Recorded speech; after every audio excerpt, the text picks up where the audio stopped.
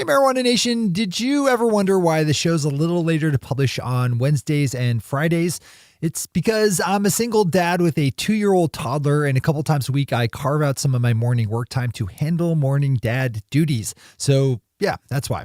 Regular listeners know how seriously I take my job, but I do have a few higher priorities in life, and my children are right atop that list. So yeah.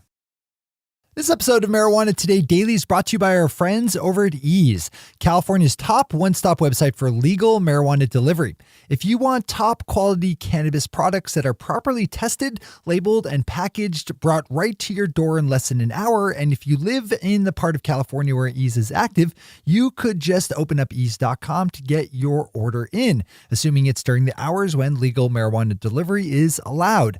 That's because following all relevant state cannabis laws and regulations is just how Ease rolls.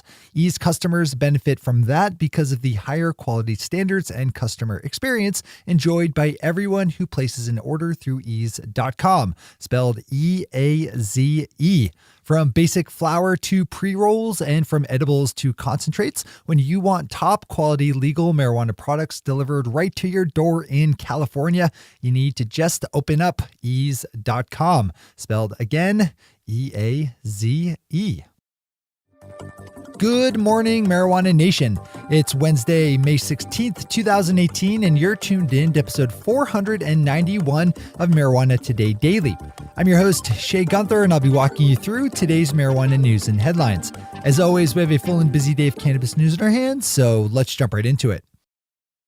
Our top story as we round the corner to the weekend is the large merger between 4 legal marijuana industry companies, which together will span the border between the United States and Canada and produce a projected total of $70 million in revenue this year and a projected $200 million next.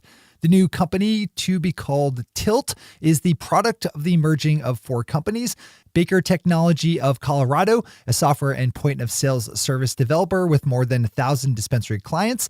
Brightside Holdings, a company based in Oregon that offers delivery service as well as prefabricated cultivation pods. C. Hunter of Boston, Massachusetts, a consultancy focusing on legal marijuana operations.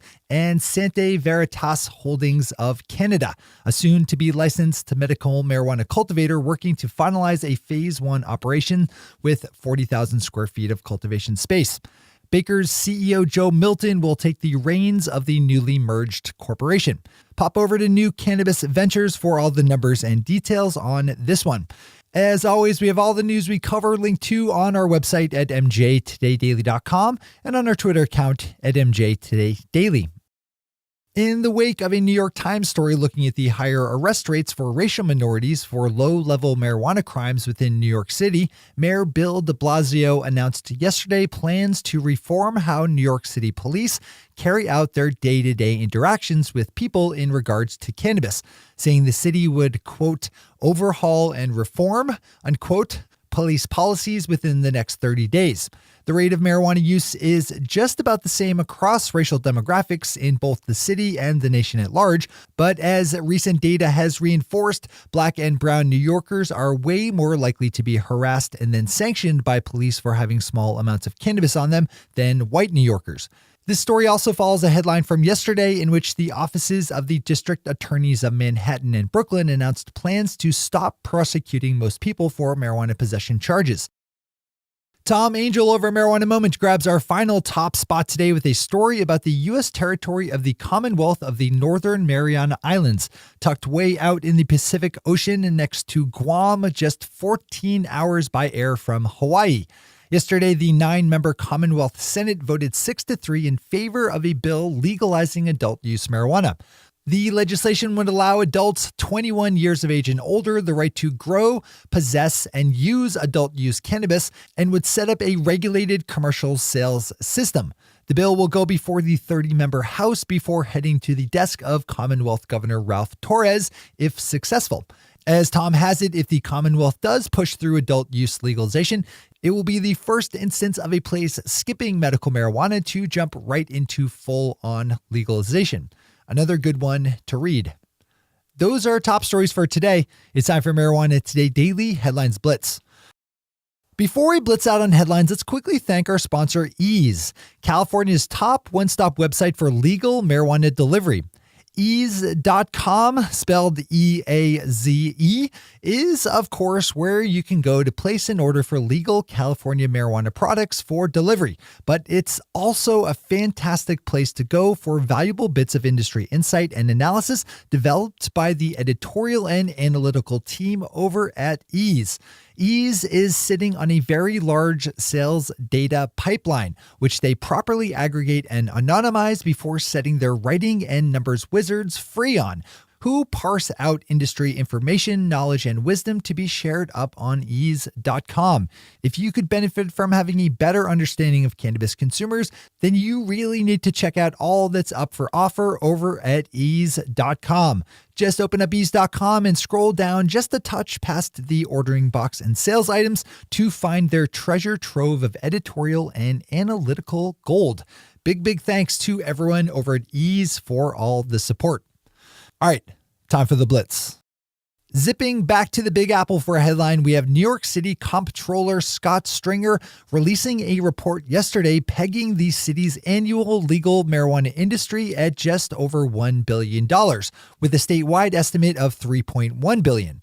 Using tax plans and rates from currently legal states, Comptroller Stringer's office said that a total of $1.3 billion in taxes could be raised throughout New York, with that split up with the state getting $436 million, New York City getting $336 million, and other state governments bringing home the balance of $536 million together.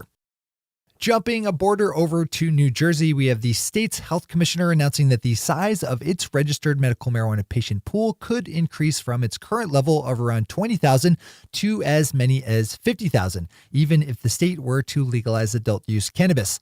New Jersey Health Commissioner Dr. Sharif Al-Nahal gave his testimony yesterday to the State Senate Budget and Appropriations Committee. Leafly has an interesting read-up about efforts in the Canadian province of Quebec to ban homegrown cannabis against the wishes of the federal government in Ottawa. There's a deep background attached to this one that extends far beyond cannabis, so I'd suggest you open this one up for the full read, especially if you actually live or do business in Quebec.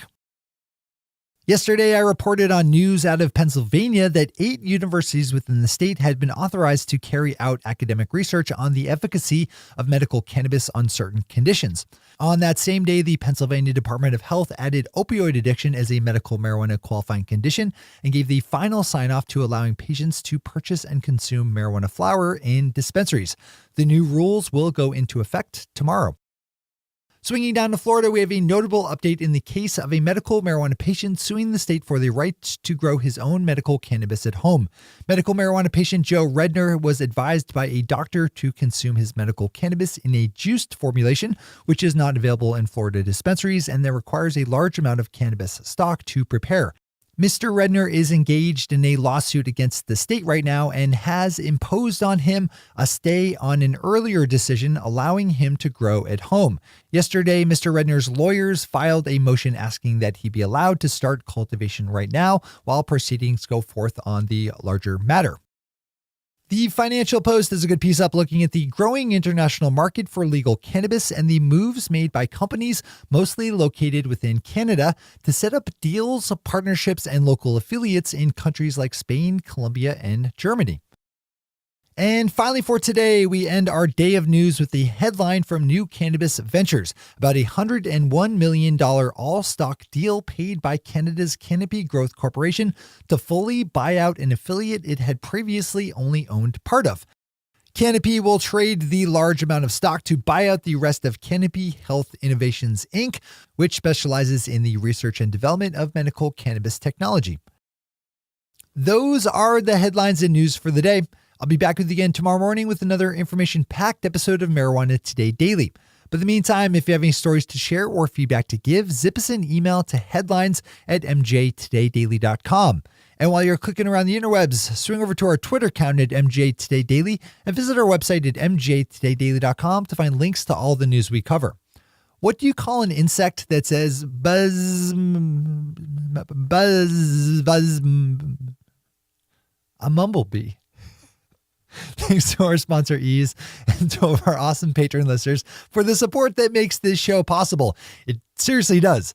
To join the listeners' ranks of the patron listeners yourself, swing over to our website at mjtodaydaily.com and click on that big blue button at the top of the page that says Become a Patron. Can you believe I've said that 491 times now? It's a lot of times. I'm your host, Shay Gunther. Thanks for tuning in and starting your day with marijuana today. Today.